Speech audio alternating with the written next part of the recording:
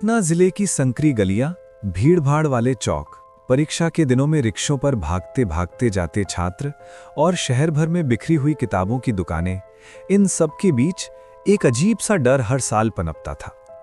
परीक्षा का नाम सुनते ही बच्चों के चेहरे पर तनाव आना तो सामान्य था, लेकिन कुछ सालों से पटना में एक अजीब अफवाह फैली हुई थी। लोग कहते थे, अगर कोई छात्र यहां फेल हो जाए तो उसकी जान सुरक्षित नहीं रहती। एक आत्मा है जो सिर्फ असफल छात्रों को ढूंढती है और फिर उन्हें कभी लौटने नहीं देती। ये बात सुनकर कोई हंस देता, कोई इसे अंधविश्वास कहकर टाल देता, लेकिन पटना के पुराने मोहल्लों के लोग इस किस्से को बहुत गंभीरता से मानते थे। सालों पहले पटना सिटी के नजदीक खजांची रोड पर एक लड़का रहता था, संदीप कुमार। मिडिल क्लास परिवार से था। पिता एक छोटे सरकारी दफ्तर में क्लर्क, मां गृहिणी। घर वालों की सारी उम्मीदें उसी पर थीं कि वो अच्छे अंक लाकर परिवार का नाम रोशन करेगा। संदीप बचपन से पढ़ाई में तेज था, लेकिन जब उसने 12वीं बोर्ड परीक्षा दी तब हालात बिगड़ गए। गणित का पेपर खराब गया और रिजल्ट आने पर वो फेल हो गया। उसका रिजल्ट जिस दिन आया उस दिन पटना की गलियों में बहुत बारिश हो रही थी। संदीप घर लौटा, हाथ में रिपोर्ट कार्ड था। पिता ने देखते ही थप्पड़ जड़ दिया। मां ने चुपचाप रोते हुए मुंह फेर लिया।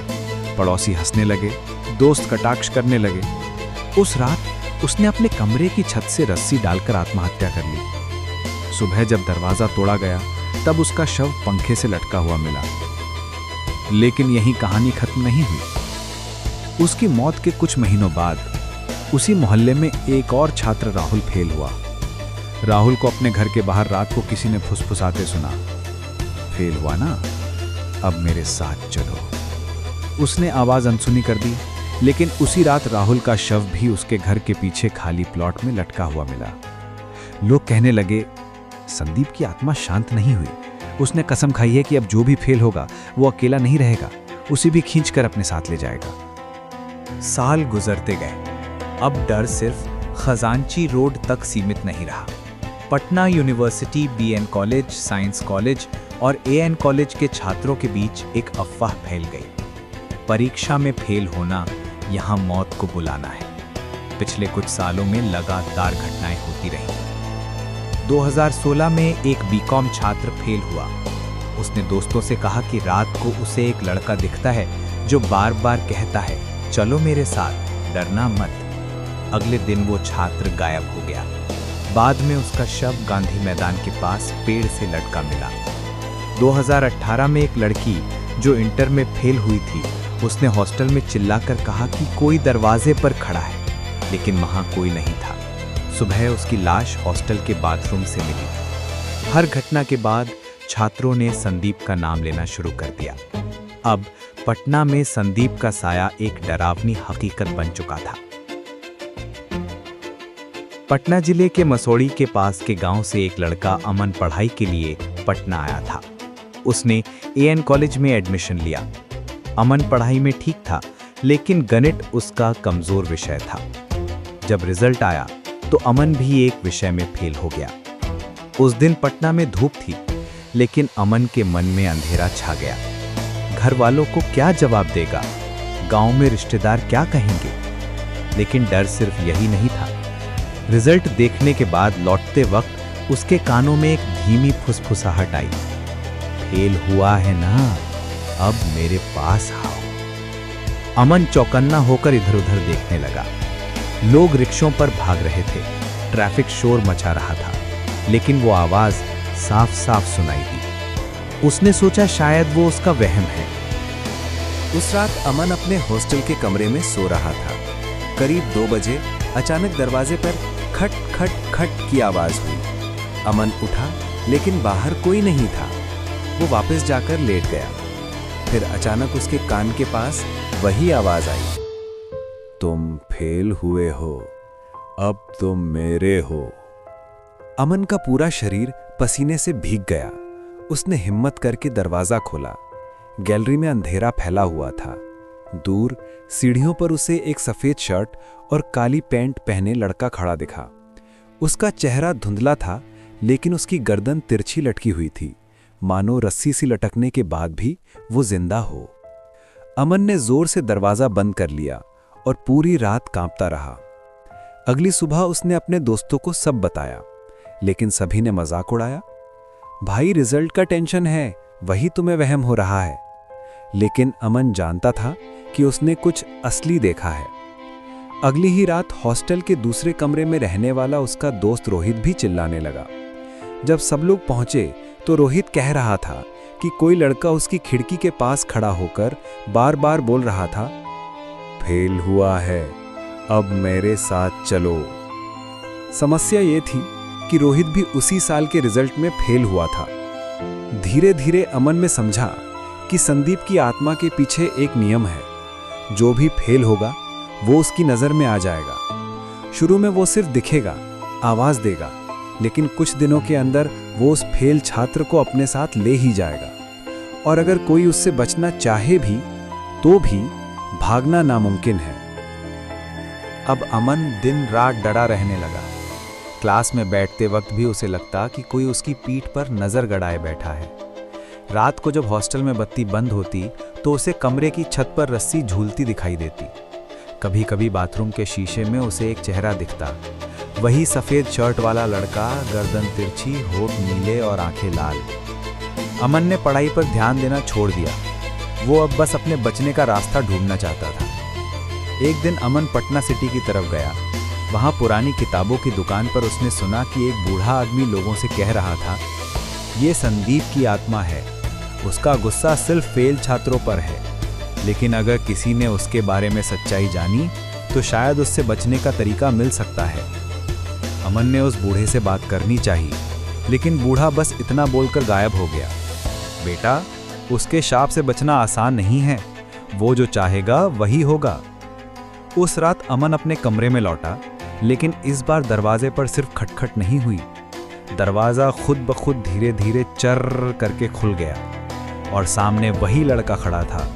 सफ़ेद शर्ट, नीली जीभ बाहर निकली हुई, आंखें लाल और धीमी आवाज़, तुम फेल हुए हो, अब तुम मेरे हो।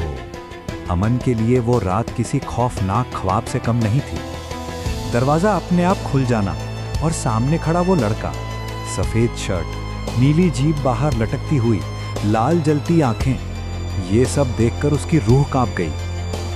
तुम फेल हुए हो, अब तुम मेरे हो। ये शब्द उसके कानों में हथौड़े की तरह गूंज रहे थे। अमन ने कांपते हुए आंखें बंद कर ली। जब उसने हिम्मत करके दोबारा आंखें खोली तो वो लड़का गायब हो चुका था, लेकिन कमरे में अजीब सी सड़ांध और ठंडी हवा बाकी थी। अमन पूरी रात बिस्तर पर सिकुड़ कर लेटा रहा। सुबह होते ही अमन ने अपने दोस्तों को सारी बात बताई। रोहित, जो खुद भी उस आत्मा को महसूस कर चुका था, सहम गया, लेकिन बाकी सब हंस पड़े। भाई, पढ़ाई का टेंशन है, तूने ज्यादा सुना लिया है भूत प्रेत का। पटना में हर कोई परीक्षा के नाम से डरता है, इसका मतलब ये नहीं कि सचमुच भूत है। लेकिन उसी दिन दोपहर में एक खबर ने सबको चुप करा दिया। पास के ही हॉस्टल में रहने वाला छात्र सचिन गणित में फेल हुआ था। सुबह उसकी लाश कलेक्ट्रेट ऑफिस के पास पेड़ से लटकी हुई मिली। पुलिस ने इसे आत्महत्या करार दिया, लेकिन हॉस्टल में रहने वाले छात्रों ने कसम खाकर कहा कि रात को उन्होंने सचिन की चीखें सुनी थी। किसी ने खिड़की से देखा था कि सचिन के कमरे में कोई परछाई घूम रही है और सचिन बार बार चिल्ला रहा था, मुझे छोड़ दो, मुझे ले मत जाओ। अब अमन का डर हद से ज्यादा बढ़ चुका था। वो समझ गया था कि ये सब झूठ नहीं है। संदीप की आत्मा वाकई जिंदा है या कहें मृत है, और अब उसकी नज़र खुद उस पर है। हर बार जब वो दर्पण में देखता, उसके पीछे वही धुंधला चेहरा दिखाई देता। रात को खिड़की से बाहर देखने पर उसे खाली मैदान में वही लड़का खड़ा नजर आता। अमन ने ठान लिया कि उसे इस आत्मा का सच पता लगाना ही होगा। एक दिन वो खजांची रोड की पुरानी लाइब्रेरी में गया। वहां उसने पुराने अखबारों की कतरनों में एक खबर पाई, 12वीं का छात्र संदीप कुमार फेल होने के कारण आत्महत्या। पड़ोसियों ने कहा कि वो पढ़ाई के दबाव और परिवार की डांट से टूट चुका था। लेकिन सबसे डरावनी बात यह थी कि उसी अखबार में अगली ही लाइन थी, संदीप की मौत के बाद से लगातार मोहल्ले में फेल छात्रों की अजीब मौतें हो रही हैं। अमन को अब यकीन हो गया कि ये आत्मा सिर्फ बदला ले रही है। लाइब्रेरी से निकलते वक्त अमन को वही बूढ़ा आदमी मिला जिसे उसने पहले देखा था। उसकी आंखें गहरी और आवाज कांपती हुई थी। बेटा, तू भी फेल हुआ है ना? बूढ़े ने कहा। अमन डरते हुए बोला, हाँ, लेकिन आपको कैसे पता? बूढ़ा मुस्कुराया। संदीप की आत्मा अब तुझ पर नजर रख रही है। अगर तूने जल्दी कुछ नहीं किया तो कुछ ही दिनों में तू भी उसका हो जाएगा। अमन ने कांपती हुई आवाज में पूछा, कोई रास्ता है बचने का? बूढ़े ने लंबी सांस लेकर कहा, रास्ता तो है लेकिन आसान नहीं। तुझे उस जगह जाना होगा जहां संदीप ने जान दी थी। वहां जाकर उसका सामना करना होगा। अमन की रीढ़ में सिहरन दौड़ गई। इसी बीच हॉस्टल में एक और हादसा हुआ। रोहित, जो अमन का सबसे करीबी दोस्त था, अचानक एक रात चिल्लाने लगा। सब दौड़कर आए। रोहित कमरे में खड़ा था, लेकिन उसकी आंखें उल्टी घूम चुकी थी। वो बार बार कह रहा था, वो मुझे बुला रहा है, वो कह रहा है चल मेरे साथ। अचानक रोहित भागा और हॉस्टल की छत पर चढ़ गया। सबने उसे पकड़ने की कोशिश की, लेकिन वो जोर से चीखा और छत से कूद गया। नीचे उसका शव खून से लथपथ पड़ा था। हॉस्टल में दहशत फैल गई। हर कोई फेल हुए छात्रों से दूरी बनाने लगा। रोहित की मौत ने अमन को अंदर से हिला दिया। अब वो जान गया कि अगर उसने जल्द कुछ नहीं किया तो अगला नंबर उसका ही है। वो उसी बूढ़े पंडित को ढूंढने गया। पंडित ने उसे एक पुराना धागा और कुछ मंत्र दिए। ये तुझे कुछ वक्त के लिए बचा सकता है, लेकिन अगर तुझे सच में इस श्राप को खत्म करना है तो तुझे उसी कमरे में जाना होगा जहां संदीप ने आत्महत्या की थी। वहां जाकर उसकी आत्मा से सामना करना होगा। एक रात अमन ने हिम्मत करके खजांची रोड पहुंचा। वहां का माहौल सन्नाटे से भरा हुआ था। सड़कें सुनसान, हवा में अजीब सी ठंडक और कहीं दूर कुत्तों का रोना। संदीप का पुराना घर अब खंडहर बन चुका था। दरवाजा आधा टूटा हुआ, खिड़कियों से झांकते अंधेरी परछाइयां। अमन ने जैसे ही अंदर कदम रखा, पूरे घर में अजीब सी बदबू फैल गई। उसके कानों में फिर वही आवाज गूंजी, फेल हुए हो, अब देर क्यों कर रहे हो? अमन कांप गया, लेकिन उसने पंडित का दिया हुआ धागा कस के पकड़ लिया। वो सीढ़ियां चढ़ते हुए ऊपर पहुंचा। वही कमरा जहां संदीप ने फांसी लगाई थी। कमरे में अब भी टूटी कुर्सी, जंग लगी पंखा और छत से लटकती हुई रस्सी मौजूद थी। अचानक दरवाजा खुद ब खुद बंद हो गया। अमन चीखा, कौन है? और तभी सामने प्रकट हुआ संदीप। उसकी गर्दन तिरछी, चेहरा नीला, आंखें लाल और होठों से खून टपक रहा था। उसने धीमी आवाज में कहा, तुम फेल हुए हो, अब तुम्हारी बारी है। कमरे का दरवाजा जब बंद हुआ, अमन का दिल सीने से बाहर निकलने लगा। सामने वही आकृति, संदीप, गर्दन तिरछी, चेहरा नीला, होठों से खून की धार टपकती हुई और उसकी आंखें अंधेरे में लाल जलती हुई। तुम फेल हुए हो, अब तुम्हारी बारी है। ये आवाज कमरे की हर दीवार से टकराकर लौट रही थी। अमन कांपते हुए पीछे हट गया, लेकिन दरवाजा बंद था। भागने का कोई रास्ता नहीं था।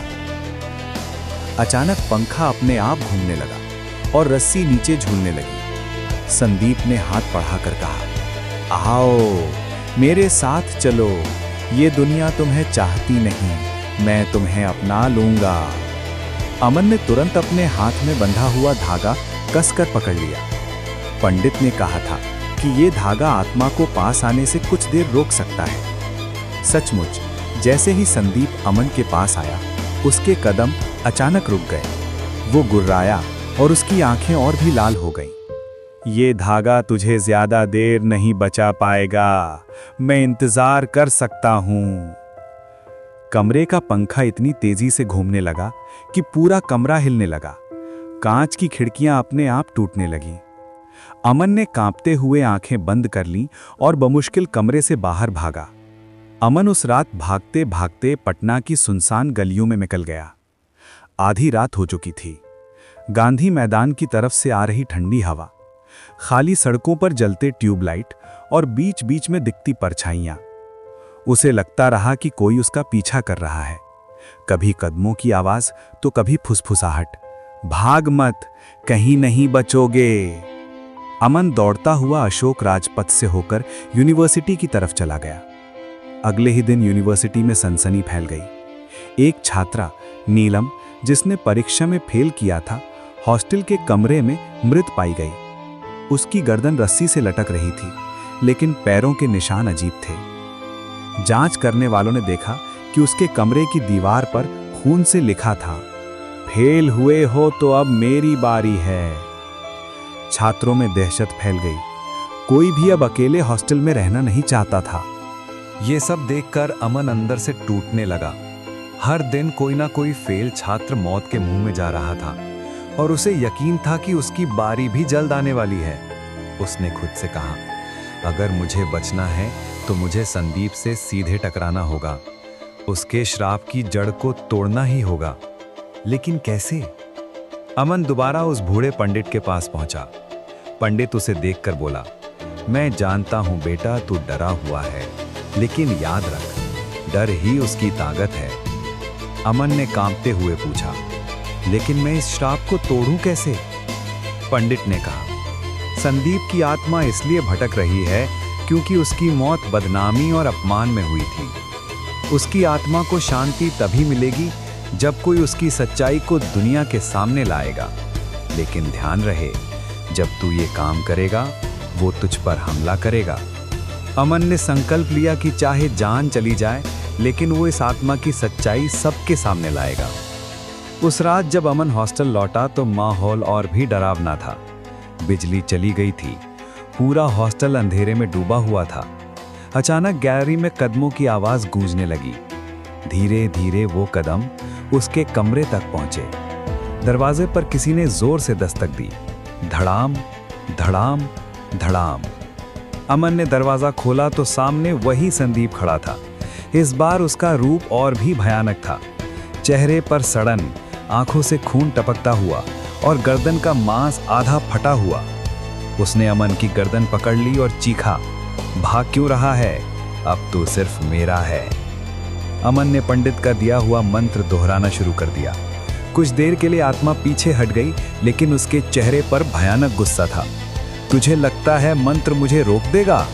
मैं तेरा पीछा तब तक नहीं छोड़ूंगा जब तक तुम मेरी तरह फांसी पर नहीं झूल जाता। अब पूरा पटना इस श्राप से दहशत में था। मीडिया में खबरें आने लगी, फेल छात्रों की रहस्यमयी मौतें, आत्महत्या या कुछ और। लोग कहने लगे कि पटना में एक शाप है।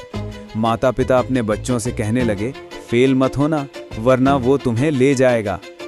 छात्रों के बीच आतंक ऐसा था कि हर कोई पढ़ाई छोड़कर मंदिरों में पूजा पाठ करने लगा। अमन अब अकेला नहीं था। कुछ और छात्र जो इस भूत को देख चुके थे, उसके साथ हो गए। सबने मिलकर तय किया कि वे श्राप का सच सबके सामने लाएंगे।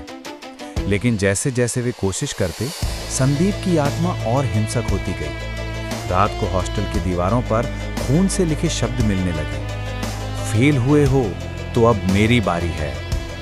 छात्र डरकर हॉस्टल छोड़ने लगे। एक रात अमन और उसके साथी खजांची रोड के उस पुराने घर में गए। कमरे में उन्होंने कैमरा और रिकॉर्डर लगाया ताकि आत्मा की सच्चाई कैद हो सके। जैसे ही आधी रात हुई, कमरे का पंखा अपने आप घूमने लगा, रस्सी झूलने लगी और संदीप की आत्मा सामने आ गई। लेकिन इस बार उसने सिर्फ अमन को नहीं, उसके दोस्तों को भी पकड़ लिया। सब लोग चीखने लगे। संदीप घुर्राया, तुम सब फेल हुए हो, अब कोई नहीं बचेगा। संदीप का रूप और भी भयानक हो चुका था। गर्दन से खून टपक रहा था, आंखें लाल चमक रही थीं और उसकी नीली जीभ बाहर लटक रही थी। उसने अमन के एक दोस्त की गर्दन पकड़ ली। लड़का चीखता हुआ हवा में झूलने लगा, जैसे अदृश्य रस्सी ने उसे खींच लिया हो। बाकी दोस्त डर से भागने लगे, लेकिन दरवाजे अपने आप बंद हो गए। खिड़कियां जंजीरों से जकड़ गईं। वे सब घर के अंदर फंस चुके थे। संदीप की आवाज गूंज रही थी, तुम सब फेल हुए हो, अब कोई नहीं बचेगा। अमन कांप रहा था, लेकिन उसने खुद को संभाला। उसने जोर से मंत्र पढ़ना शुरू किया जो पंडित ने दिया था। संदीप ने गुस्से से उसकी तरफ देखा। उसके कानों से खून निकलने लगा और दीवारें हिलने लगीं।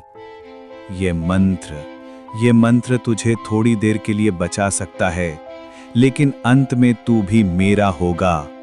अचानक पूरा घर हिलने लगा। दरवाजे जोर जोर से धड़धड़ाने लगे, जैसे बाहर से सैकड़ों लोग तोड़ने की कोशिश कर रहे हों। इस अफरा तफरी में अमन का एक दोस्त कैमरा ऑन करने की कोशिश करने लगा। जैसे ही कैमरे ने काम करना शुरू किया, स्क्रीन पर साफ साफ रिकॉर्ड हुआ। एक लड़का फांसी पर झूल रहा है और उसके पीछे काली छायाएं नाच रही हैं। दोस्तों ने कैमरा संदीप की तरफ घुमाया। संदीप की आत्मा अचानक पीछे हट गई। वो चीखा, ये मत करो, मेरी सच्चाई सबके सामने मत आने दो। यही वो सुराग था जिसकी अमन को तलाश थी। संदीप की आत्मा बदला इसलिए ले रही थी क्योंकि उसकी मौत अपमान और तिरस्कार में हुई थी। अगर उसकी सच्चाई दुनिया के सामने आ जाए तो शायद उसका शाप टूट जाए। उधर उसी रात पटना यूनिवर्सिटी के हॉस्टल में और भी बड़ा हादसा हो रहा था। 3 छात्र जिन्होंने हाल ही में फेल किया था, एक एक करके गायब हो गए। सुबह उनकी लाशें गांधी मैदान के 3 अलग अलग पेड़ों पर लटकी हुई मिली। लोगों की भीड़ जमा हो गई। पुलिस ने फिर आत्महत्या बताया, लेकिन हर कोई डर से कांप रहा था। छात्रों के बीच अब ये बात पक्की हो चुकी थी, जो भी फेल होगा वो जिंदा नहीं बचेगा। अमन भागकर फिर से उस बूढ़े पंडित के पास पहुंचा। उसने सारी घटना सुनाई। पंडित ने गंभीर होकर कहा, मैंने तुझे पहले ही कहा था बेटा, डर ही उसकी ताकत है। लेकिन अब तूने एक नया रास्ता खोज लिया है। उसकी सच्चाई को लोगों तक पहुंचाना ही एकमात्र उपाय है। अमन ने पूछा, लेकिन कैसे? वो हमें मार देगा। पंडित बोला, तुझे उसके पुराने घर में जाकर उसकी आत्मा को कैमरे में पूरी तरह कैद करना होगा। फिर इस वीडियो को सबके सामने लाना होगा। लेकिन याद रख, उस रात वो तुझ पर पूरा हमला करेगा।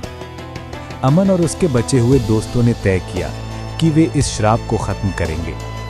उन्होंने अच्छे कैमरे, रिकॉर्डर और टॉर्च खरीदे। सबने पंडित का दिया हुआ धागा अपनी कलाई पर बांध लिया। उस रात वे फिर से संदीप के पुराने घर पहुंचे। अंदर प्रवेश करते ही घर का माहौल और भी डरावना था। फर्श पर खून के धब्बे, दीवारों पर खरोंच और हर कोने से आती फुसफुसाहट। मध्य रात्रि होते ही संदीप की आत्मा प्रकट हुई। इस बार उसका रूप पहले से भी भयानक था। पूरा शरीर जले हुए मांस जैसा और गर्दन रस्सी से लटकती हुई। उसने चीख कर कहा, तुम्हें लगता है कैमरा मुझे रोक लेगा? मैंने जितनों को लिया है सब तुम्हारे पीछे खड़े हैं। अचानक कमरे में सैकड़ों परछाइयां दिखाई देने लगी। हर परछाई किसी न किसी फेल छात्र की थी, जो अब आत्मा बन चुका था। उनकी आंखें खाली और शरीर सड़े हुए थे। अमन और उसके दोस्तों ने कांपते हुए कैमरा ऑन कर दिया। कैमरे में साफ दिखा संदीप और उसके पीछे आत्माओं की भीड़। हर चेहरा डरावना, लेकिन सचमुच मौजूद। जैसे ही कैमरा उनकी ओर घूमा, कई आत्माएं पीछे हट गईं। संदीप जोर से गुर्राया, नहीं, ये सबको मत दिखाना, ये मेरा बदला है, कोई इसे रोक नहीं सकता। लेकिन अब अमन और उसके दोस्त समझ गए थे कि कैमरे में कैद सच्चाई ही उनकी ढाल है। उन्होंने रिकॉर्डिंग जारी रखी। कमरे की दीवारें हिलने लगी, खिड़कियां टूटने लगी और बाहर से तेज आंधी आने लगी, लेकिन कैमरा चालू रहा। अचानक कैमरे की स्क्रीन पर कुछ अजीब हुआ। सिर्फ संदीप ही नहीं, बल्कि उन सभी छात्रों की आत्माएं भी रिकॉर्ड हो गईं, जो अब तक मारे जा चुके थे। सब एक साथ चीखने लगे, हमें मुक्त करो, हमें शांति दो। अमन का शरीर कांपने लगा। क्या ये आत्माएं मदद मांग रही थीं, या ये भी उसे अपने साथ खींच लेंगी? और तभी संदीप ने पूरी ताकत से अमन की गर्दन पकड़ ली और कहा, तू मुझे बेनकाब नहीं कर सकता, आज रात तेरा भी अंत होगा। पढ़ रहे थे, लेकिन कोई असर नहीं हो रहा था। कमरा भयंकर अंधकार से भर गया। दीवारों पर से परछाइयां उतरकर जमीन पर रेंगने लगीं। हर एक परछाई अमन की तरफ बढ़ रही थी। फेल होने वालों की जगह यहीं है, मेरे साथ, संदीप की आवाज गूंजी। उसी वक्त अमन के दोस्त ने कैमरे की रोशनी सीधा संदीप के चेहरे पर डाल दी। एक पल के लिए उसका हाथ ढीला पड़ गया और अमन जमीन पर गिर पड़ा। वो जोर जोर से खांसने लगा। लेकिन ये सिर्फ कुछ सेकंड का मौका था। संदीप और गुस्से से चिल्लाया, तुम लोग मुझे कैद कर दोगे? मैं सैकड़ों का मालिक हूं, किसी कैमरे में नहीं समा सकता। उसके साथ खड़ी आत्माएं हाहाकार मचाने लगी। कमरे की छत अचानक फटने लगी और काले धुएं का गुबार पूरे घर में फैल गया। उधर उसी रात पटना यूनिवर्सिटी का हॉस्टल खौफनाक नज़ारे में बदल गया। छात्र इधर उधर भाग रहे थे, कमरे के दरवाजे अपने आप बंद हो रहे थे, लाइट्स बार बार बंद और चालू हो रही थीं। जो भी हाल ही में फेल हुआ था, उनके कमरे से चीखें आ रही थीं। कई लोग दरवाजे तोड़ने की कोशिश कर रहे थे, लेकिन अंदर से कोई आवाज़ नहीं। जब दरवाजे खुले तो भीतर कमरे खाली थे, बिस्तर पर सिर्फ खून के धब्बे और दीवारों पर खरोंचें।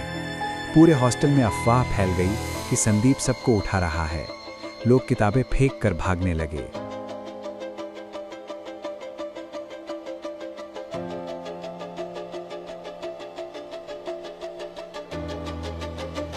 इधर अमन की हालत बिगड़ रही थी। उसे लगा कि अब वो बच नहीं पाएगा। तभी दरवाजा जोर से खुला और वही बूढ़ा पंडित भीतर आया। उसके हाथ में पीतल की घंटी और तांबे का कलश था। उसने जोर से मंत्रोच्चार शुरू किया। घंटी की आवाज से पूरा घर कांप उठा। संदीप चीख पड़ा, ये बूढ़ा मुझे नहीं रोक सकता, मैं इन सब की नाकामी का मालिक हूं। लेकिन पंडित ने कहा, तेरी ताकत डर और अपमान में है। अगर तेरा सच सबके सामने आ गया तो तेरा श्राप टूट जाएगा। अमन ने हिम्मत जुटाई और कैमरा सीधा संदीप की ओर कर दिया। इस बार कैमरे की स्क्रीन पर कुछ और दिखाई देने लगा। फुटेज में संदीप फेल होने के बाद अपने दोस्तों के सामने रो रहा था। वो मदद मांग रहा था, लेकिन सब उसका मजाक उड़ा रहे थे। फिर उसके गले में फांसी की रस्सी दिखाई दी। उसके पैरों के नीचे की स्टूल हट गई और उसकी जान चली गई। पूरा सच कैमरे में कैद हो गया। जैसे ही कैमरे ने उसकी मौत की सच्चाई दिखा दी, संदीप की आत्मा चिल्लाने लगी, नहीं, ये मत दिखाओ, ये मेरी बेइज्जती है, लोग हंसेंगे, मुझे भुला देंगे। लेकिन अब देर हो चुकी थी। बाकी आत्माएं जो उसके पीछे खड़ी थीं, उन्होंने भी चीखना शुरू किया। उनकी आंखों से आंसू बहने लगे। हम फंस गए थे, हमें जबरन बांध रखा था, हमें मुक्त करो। धीरे धीरे वो आत्माएं धुएं की तरह गायब होने लगी। संदीप का शरीर आग की तरह जलने लगा। वो जमीन पर तड़प रहा था। उसने आखिरी बार अमन की ओर देखा और बोला, अगर मैं नाकाम रहा तो तुम सबको भी मेरी तरह दर्द झेलना होगा। ये श्राप खत्म नहीं होगा, बस सोएगा और फिर लौटेगा। एक जोरदार धमाके के साथ उसका शरीर राख बनकर उड़ गया। घर की खिड़कियां खुल गईं, दरवाजे टूट गए और सब कुछ शांत हो गया। जब सूरज उगा तो अमन और उसके दोस्त थके हारे बाहर निकले। पूरा घर अब सुनसान था। कोई चीख, कोई परछाई नहीं। उन्होंने रिकॉर्डिंग देखी। उसमें साफ साफ संदीप की मौत की असली वजह दिखाई दे रही थी। अब वे जानते थे कि ये वीडियो ही संदीप के आतंक का अंत कर सकता है। अमन ने हिम्मत करके ये वीडियो कॉलेज और सोशल मीडिया पर डाल दिया। पूरा पटना हिल गया। लोगों को पहली बार पता चला कि ये सिर्फ आत्महत्या नहीं थी, बल्कि तिरस्कार और उपहास की वजह से हुई मौत थी। अब छात्र डर के बजाय सहानुभूति महसूस करने लगे। फेल होने वालों का मजाक उड़ाने के बजाय लोग उन्हें सहारा देने लगे। कुछ हफ्तों तक पटना यूनिवर्सिटी में सब सामान्य हो गया। कोई और मौत नहीं। हॉस्टल शांत हो गया। लेकिन अमन को अब भी रात में नींद नहीं आती। कभी कभी उसे खिड़की पर वही फुसफुसाहट सुनाई देती, मैं गया नहीं हूँ, बस इंतजार कर रहा हूँ। जब फिर कोई अकेला होगा, जब फिर कोई फेल होगा, तब मैं लौटूंगा। संदीप की आत्मा के जलने के बाद सबको लगा था कि अब पटना फिर से सुरक्षित हो जाएगा। लेकिन अमन के लिए रातें और भी डरावनी हो चुकी थीं। वो जब भी आंखें बंद करता, उसे वही फुसफुसाहट सुनाई देती, फेल होना, मौत को बुलाना है। कभी खिड़की पर कोई साया झूमता दिखता, कभी कमरे की दीवार पर परछाई लटकती हुई। उसने अपने दोस्तों से कहा, शायद श्राप पूरी तरह टूटा नहीं है। कुछ ही हफ्तों बाद पटना यूनिवर्सिटी में फिर खौफनाक हादसे होने लगे। इस बार पीड़ित सिर्फ फेल छात्र नहीं थे। एक टॉपर लड़के की लाश भी हॉस्टल के बाथरूम में मिली। उसके माथे पर खून से लिखा था, तूने दूसरों का मजाक उड़ाया, अब तेरा नंबर था। इस घटना ने सबको हिला दिया। पहले लोग मानते थे कि सिर्फ फेल स्टूडेंट्स खतरे में हैं, लेकिन अब सच बदल चुका था। अमन समझ गया कि मामला और गहरा है। वो सीधा फिर उस बूढ़े पंडित के पास गया। पंडित ने लंबी सांस लेते हुए कहा, बेटा, तूने जो देखा वो संदीप की आत्मा थी, लेकिन सच ये है कि वो अकेला नहीं था। उसकी मौत ने एक दरवाजा खोल दिया था। अब कई आत्माएं यहां भटक रही हैं। अमन चौंक गया। तो फिर क्या ये सब खत्म हो पाएगा? पंडित बोला, शायद, अगर हम उस दरवाजे को बंद कर दें, पर इसके लिए तुझे वहीं जाना होगा जहां ये सब शुरू हुआ। रात में अमन और उसके दो दोस्त हिम्मत करके पुराने पुस्तकालय पहुंचे। इमारत सुनसान और जर्जर थी। दरवाजे की लकड़ी टूटी हुई, खिड़कियों पर मकड़ी के जाले और भीतर घुप अंधेरा। जैसे ही वे अंदर गए, उन्हें अजीब सी बदबू आई। टूटी किताबें इधर उधर बिखरी थीं। अचानक हवा का तेज झोंका आया और सारी किताबें अपने आप उड़ने लगी। किताबों के पन्नों पर खून से लिखा दिखाई दिया, फेल, मजाक, अपमान, मौत। धीरे धीरे हॉल में परछाइयां इकट्ठी होने लगी। पहले एक, फिर दो, फिर दर्जनों। हर एक आत्मा का चेहरा अधूरा और डरावना था। उनमें से एक आत्मा ने अमन की तरफ देखते हुए कहा, तुमने हमें संदीप से छुड़ाया, लेकिन हम अब भी कैद हैं। हमारे दर्द से ही ये दरवाज़ा खुला है। तुम्हें इसे बंद करना होगा। अमन कांपते हुए बोला, कैसे? तभी पीछे से एक और आत्मा गरजी, खून से। जिस खून ने हमें यहाँ बांधा, उसी खून से दरवाज़ा बंद होगा। अमन डर गया। क्या उन्हें किसी की बलि देनी होगी? उसके दोस्त घबरा गए, लेकिन तभी पंडित की आवाज़ उसके मन में गूंजने लगी, डरना मत। बलि का अर्थ हमेशा मौत नहीं होता। तेरी अपनी हिम्मत, तेरा अपना खून ही दरवाज़ा बंद कर सकता है। अमन ने हिम्मत करके अपनी हथेली काट ली। खून की बूंदें जमीन पर गिरते ही पूरा पुस्तकालय कांप उठा। दीवारों पर बने काले निशान जलने लगे। अचानक सामने आग की लपटों में एक काला दरवाज़ा उभर आया। उस दरवाजे के पीछे सिर्फ अंधकार था। उसमें से चीखें और कराहटें आ रही थीं। सैकड़ों हाथ बाहर निकलने की कोशिश कर रहे थे। किसी के नाखून खून से लथपथ थे, किसी की हड्डियां बाहर झांक रही थीं। अमन का दिल जोर जोर से धड़कने लगा। क्या वो इस दरवाजे को बंद कर पाएगा? और तभी अंधकार के भीतर से वही परिचित आवाज आई, मैंने कहा था ना, ये खत्म नहीं होगा। तुमने मुझे जलाया, लेकिन मैंने सबको अपने साथ जोड़ लिया। अब मैं अकेला नहीं हूं, मैं सेना हूं। संदीप की आत्मा फिर प्रकट हुई, लेकिन इस बार उसके साथ अनगिनत भूत खड़े थे। उनकी चीखें पूरे इमारत को हिला रही थीं।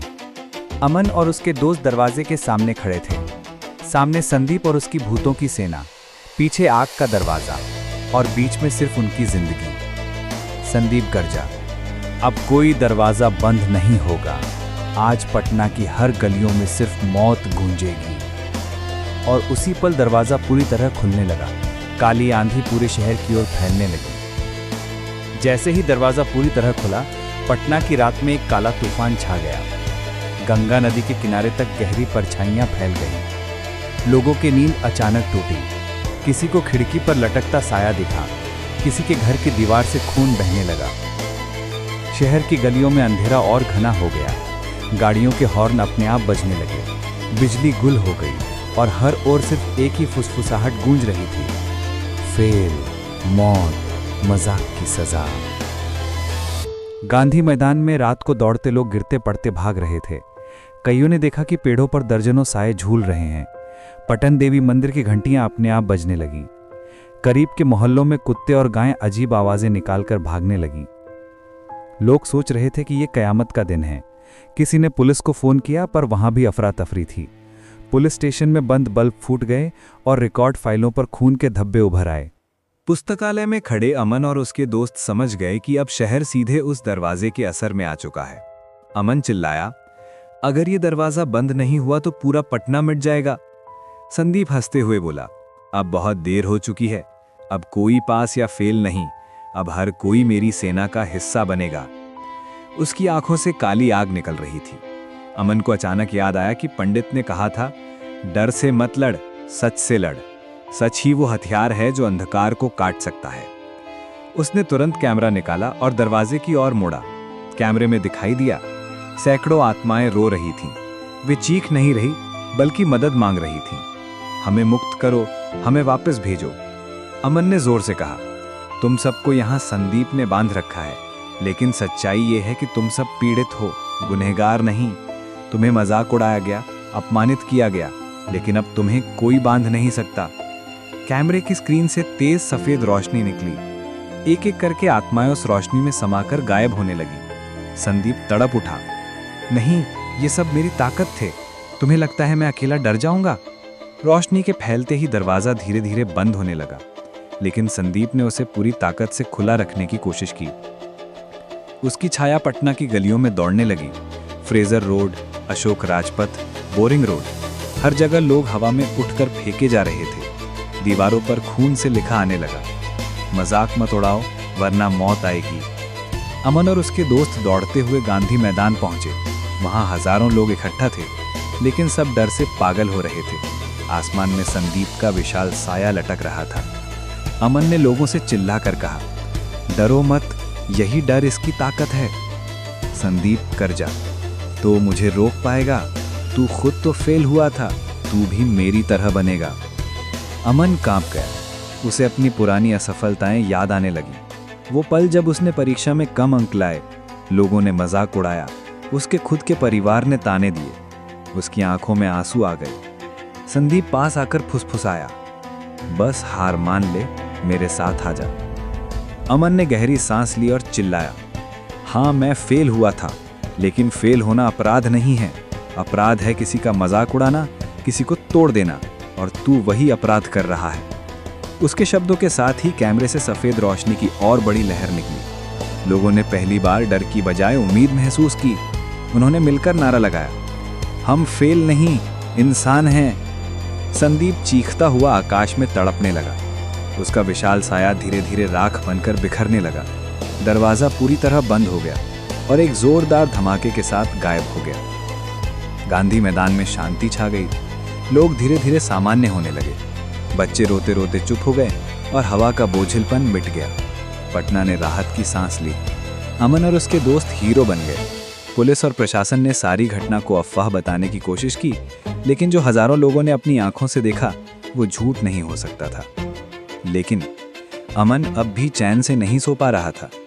उसके कैमरे में आखिरी फुटेज कुछ और ही दिखा। रोशनी में गायब होने से ठीक पहले संदीप ने मुस्कुरा कर कहा था, ये दरवाजा बंद हुआ है, टूट कर नहीं। जब अगली बार कोई अकेला और टूटा हुआ होगा, तब ये फिर खुलेगा। रात का समय था। पटना की गलियां सुनसान थीं। शहर की हलचल जैसे किसी ने अचानक बंद कर दी हो। हर तरफ एक अजीब सा सन्नाटा पसरा था। हवा भी जैसे रुक सी गई थी। गंगा नदी के घाटों पर लहरें धीरे धीरे टकरा रही थीं, पर उनमें भी एक अजीब भारीपन था। अमन अब अकेला रह गया था।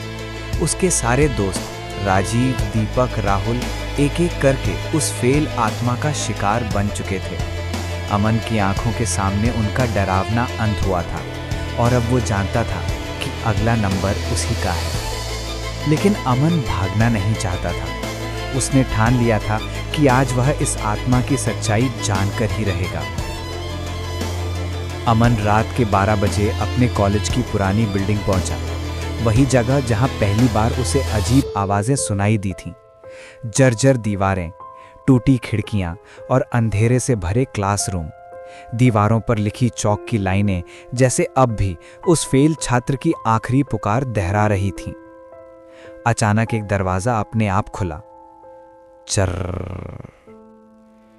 अमन के कदम वहीं जम गए। अंदर से वही आवाज आई, फेल, फेल, जो फेल होगा वो मेरा होगा। अमन ने कांपती आवाज में कहा, तो कौन है? सामने आ। धीरे धीरे धुएं से बनी एक आकृति सामने आई। चेहरा बिल्कुल इंसानों जैसा था, लेकिन आंखें खाली गड्ढों जैसी। गले में एक टूटी हुई रस्सी लटक रही थी, जैसे किसी ने फांसी लगाई हो। उसने खुरदुरी आवाज में कहा, मैं वही हूं जिसका मजाक उड़ाया था सबने, जो फेल हुआ और जिसने पटना के इसी कॉलेज में अपनी जान दे दी, अब जो भी फेल होगा वो मेरे साथ जाएगा। अमन के सामने आत्मा ने अपनी कहानी बताना शुरू किया। वो लड़का सुरेश कुमार था, पटना के एक छोटे मोहल्ले का छात्र, बेहद गरीब घर का, लेकिन पढ़ाई में ठीक ठाक। 1 साल लगातार मेहनत की, लेकिन बोर्ड परीक्षा में फेल हो गया। फेल होने के बाद गांव और मोहल्ले के लोगों ने उसका मजाक उड़ाया। पिता ने घर से निकाल दिया। दोस्त हंसने लगे। माँ रोई, लेकिन कुछ कर ना सकी। शर्म और अपमान से टूटा सुरेश कॉलेज की उसी बिल्डिंग में आया जहां वो कभी पढ़ता था। रात में उसने फांसी लगाकर आत्महत्या कर ली। मरते वक्त उसने कसम खाई, आज से जो भी इस कॉलेज में या पटना में फेल होगा उसकी आत्मा कभी चैन नहीं पाएगी। मैं उसे अपने साथ ले जाऊंगा ताकि वो भी वही दर्द महसूस करे जो मैंने किया था। अमन ने सुना तो उसके रोंगटे खड़े हो गए। उसने देखा कि आत्मा के पीछे कई परछाइयां खड़ी थी, वही लोग जो पिछले सालों में फेल होकर गायब हुए थे। सबकी आंखें खोखली थीं। सब चुपचाप सुरेश की आत्मा के गुलाम बने खड़े थे। सुरेश ने हाथ उठाकर कहा, अब तेरा नंबर है अमन, तू भी अपने दोस्तों की तरह फेल हुआ है, चल मेरे साथ। अमन चीख पड़ा, नहीं, मैं तुझसे नहीं डरता, तू सिर्फ गुस्से और नफरत से बना है, तू इंसान नहीं, एक श्राप है। अचानक पूरा कॉलेज हिलने लगा, दीवारों से खून बहने लगा, खिड़कियां अपने आप बंद होने लगीं। अमन ने जेब से वही ताबीज निकाला जो उसकी मां ने दिया था। उस पर गंगाजल छिड़क कर जोर से बोला, सुरेश, तो इंसान था और इंसान की आत्मा को शांति मिलनी चाहिए, यह आतंक बंद कर। आत्मा चिल्लाई, नहीं, मैं कभी नहीं रुकूंगा, सबको फेल करना है, सबको ले जाना है। अमन ने ताबीज उसकी ओर फेंक दिया। अचानक रोशनी का गोला बना और पूरा कमरा कांप उठा। आत्मा दर्द से चीखने लगी। पीछे खड़ी सैकड़ों परछाइयां एक एक कर गायब होने लगी, लेकिन सुरेश की आत्मा अब भी वहीं थी और उसकी आंखों में गहरी नफरत थी। अमन भागते हुए गंगा घाट पहुंचा। उसके पीछे सुरेश की आत्मा हवा में उड़ती हुई आ रही थी। गंगा के किनारे पहुंचकर अमन ने ताबीज को नदी में फेंका और जोर से कहा, हे गंगा मैया, इस आत्मा को शांति दो, इसके श्राप से पटना को मुक्त करो। नदी की लहरें अचानक तेज हो गईं। बीच धारा से एक अजीब सी रोशनी निकली और सुरेश की आत्मा उसमें समाने लगी। सुरेश चीख रहा था, नहीं, मैं तो हमेशा रहूंगा हर फेल छात्र के साथ। और फिर वो लहरों में डूबकर गुम हो गया। सन्नाटा छा गया। अमन थकाहारा घाट की सीढ़ियों पर बैठ गया।